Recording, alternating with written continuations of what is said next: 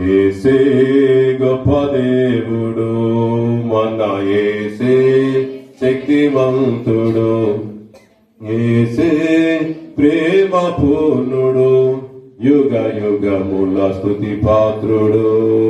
స్తోత్రము మహిమ జ్ఞానము శక్తి ఘనత మహిమ కలుగును ఆమేను. స్తోత్రము మహిమ జ్ఞానము శక్తి ఘనత మహిమ కలుగును ఆమేను. యేసే గొప్ప దేవుడు, మన యేసే కంసుడు, యేసే ప్రేమ పూర్ణుడు, యుగ యుగముల స్తుతి పాత్రుడు.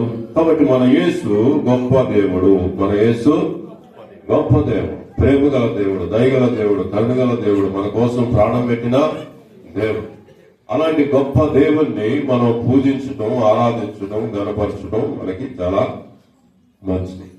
కాబట్టి మొట్టమొదటిగా మనం జ్ఞాపకం చేసుకున్నట్లుగా పాపము నుంచి దేవుడు రక్షించడానికి లోకానికి వచ్చాడు. యేసు ప్రభు సజీవుడిగా ఉన్నప్పుడు ఒక పాపాత్మరాలు స్త్రీ ఏం చేసిందంటే, యేసు ప్రభు ఒక ఇంటి దగ్గర దేవుని వాక్యము అందించడానికి, భోజనం చేయడానికి మరి వచ్చినప్పుడు అక్కడ వాక్యం అందించి భోజనం చేసుకున్న సమయంలో ఒక స్త్రీ, పాపాత్మరాల స్త్రీ ఏం చేసిందంటే, దేవుని దగ్గరకు వచ్చి దేవుని పాదాలు పట్టుకొని కన్నీరు గార్చి ఆయన పాదాలను తడిపి తల వెంట్రుకలతో తుడిచింది. ఆయన పాదాలనే ముద్దు పెట్టుకున్నాయి, మనందరికి తెలుసు.